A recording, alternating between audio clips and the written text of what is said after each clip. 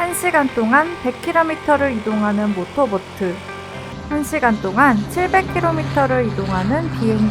1시간이라는 일정한 시간 동안 누가 더 빠른가요? 더 먼 거리를 이동한 비행기가 빠릅니다. 100km를 가는데 1시간이 걸린 모터보트와 100km를 가는데 20분이 걸린 고속열차, 누가 더 빠른가요? 100km라는 일정한 거리를 더 짧은 시간이 걸린 고속열차가 더 빠릅니다. 그렇다면 1시간에 700km를 이동한 비행기와 3시간 동안 900km를 이동한 열차, 누가 더 빠를까요? 시간도 거리도 일정하지 않은 물체의 빠르기는 어떻게 비교할 수 있을까요? 우리는 물체의 운동은 물체가 이동하는 데 걸린 시간과 이동한 거리로 표현한다고 배웠습니다. 일정한 시간, 1초 동안 둘 중에 누가 더 빠를까요? 2m를 이동한 것과 3m를 이동한 것. 맞아요. 3m, 더 긴 거리를 이동한 물체가 더 빠르다고 합니다. 그렇다면 이번에는 시간이 아니라 거리가 일정할 때, 똑같이 2m의 거리를 간다고 했을 때 빠르기를 어떻게 비교할 수 있을까요? 맞아요. 거리가 일정할 땐 걸린 시간이 짧은 친구가 더 빠릅니다. 이렇게 시간이 일정할 때는 거리를 통해서 비교하고, 거리가 일정할 때는 시간을 통해서 빠르기를 비교할 수 있습니다. 시간도, 이동 거리도 모두 다를 때는 어떻게 빠르기를 비교할 수 있을까요? 첫 번째 친구는 2초 동안 4m를 이동하고, 두 번째 친구는 4초 동안 12m를 이동했을 경우, 이때는 어떻게 빠르기를 비교할 수 있을까요? 누가 더 빠를까?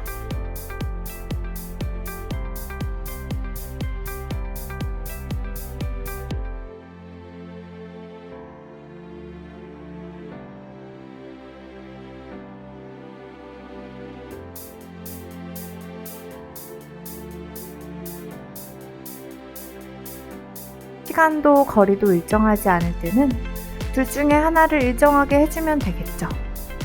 여기서 우리는 시간을 일정하게 해주기로 합니다. 시간을 일정하게 맞춰줄 거예요. 이때는 단위 시간을 사용할 겁니다. 단위 시간은 1초, 1분, 1시간처럼 시간의 단위가 되는 시간이에요. 단위 시간인 1초 동안 얼마를 이동했는지 구하면 됩니다. 2초 동안 4m라면 1초에는 얼마일까? 간단하게 생각하면 2초엔 4m니까 1초는 2m죠? 맞아요. 4m를 2초로 나눠 생각하면 됩니다. 이번엔 4초 동안 12m를 이동한 경우, 단위 시간인 1초 동안 얼마를 이동했을까요? 구해볼까요? 12m를 1초씩 4번 4초, 12m 나누기 4초를 하면 3m가 됩니다. 1초에 2m, 1초에 3m. 시간을 일정하게 맞춰주면 거리만 비교하면 됩니다. 당연히 3m를 간 친구가 더 빠르겠죠? 1초에 2m, 1초에 3m. 좀 더 간단하게 비교할 순 없을까요? 과학자들이 생각하게 된 게 바로 속력입니다. 속력은 단위 시간 동안 물체가 이동한 거리를 의미합니다. 단위 시간은 맞아요. 1초, 1분, 1시간이라고 했어요. 물체가 이동한 거리는 cm, 미터, 킬로미터와 같은 단위가 있죠. 이때 1초는 영어로 세컨드라서 S, 1분은 미닛이니까 M, 1시간은 hour니까 H. 첫 글자만 따서 이렇게 영어로 표현하기도 합니다. 지금까지 선생님이 한 설명이 무슨 말인지 잘 이해가 안 돼도 괜찮아요. 이것만 기억하면 됩니다.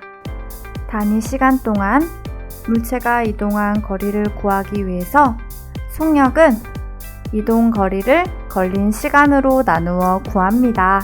이건 꼭 기억해야 됩니다. 꼭 기억하세요. 1시간 동안 700km를 이동한 비행기와 3시간 동안 900km를 이동한 기차의 속력을 구해보겠습니다. 이동한 거리를 걸린 시간 1시간으로 나누면 700 나누기 1은 700이죠. 비행기의 속력은 700입니다. 그리고 고속열차의 속력은 이동한 거리 900km를 3시간으로 나누면 900 나누기 3은 300. 기차의 속력은 300입니다. 300과 700 누가 더 큰가요? 맞아요. 700이 더 크죠? 이렇게 속력은 숫자가 클수록 더 빠릅니다.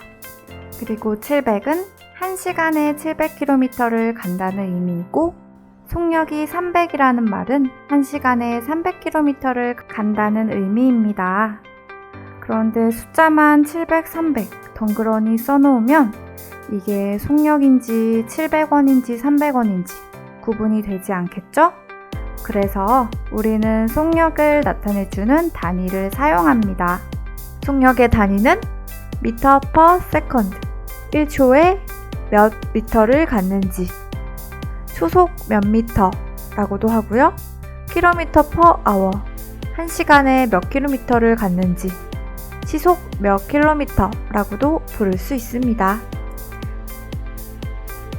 예를 들어서 2m per second면 1초에 2m를 간다 라는 의미이고 2km per hour면 1시간에 2km를 간다 라는 의미입니다. 교과서 84쪽에 그림을 보면서 속력을 직접 한번 구해볼까요? 먼저 기차입니다. 기차는 2시간 동안 280km를 이동했다고 하네요. 자, 걸린 시간은 2시간, 이동 거리는 280km예요. 속력은 거리를 시간으로 나누면 됩니다. 280km 나누기 2시간 얼마죠? 바로 140 km per 시간이니까 hour가 되겠죠. 이렇게 기차의 속력을 구해봤습니다. 그 다음에 배의 속력을 구해볼까요? 배는 4시간 동안 160km를 이동했대요. 시간은 4시간이고 거리는 160km예요. 거리 160km 나누기 4시간 4, 16이니까 40km네요. 40km per hour 1시간 동안 40km를 이동했습니다. 그 다음에 자동차의 속력을 구해볼까요? 3시간 동안 240km를 이동했대요. 걸린 시간은 3시간, 이동한 거리는 240km예요. 240km 나누기 3을 해볼까요? 83, 24니까 80km per 시간이니까 hour가 됩니다. 자동차는 시속 80km로 달리고 있네요. 그 다음에 버스를 살펴볼까요? 1시간 동안 60km예요. 60km 나누기 1 1시간 그대로 60km 단위는 per hour가 됩니다. 자, 단위를 읽을 때는 킬로미터 거리, 자, 이 짝대기를 per라고 합니다. 그리고 hour, 시간을 읽어주면 되겠죠. 이렇게 교통수단에서는 주로 km/h 라는 단위를 사용합니다. 정리해볼까요? 속력은 단위 시간 1초, s, 1분, m, 1시간, h 동안 물체가 이동한 거리 cm, 미터, 킬로미터를 의미합니다. 구하는 방법은 이동 거리를 걸린 시간으로 나누면 됩니다.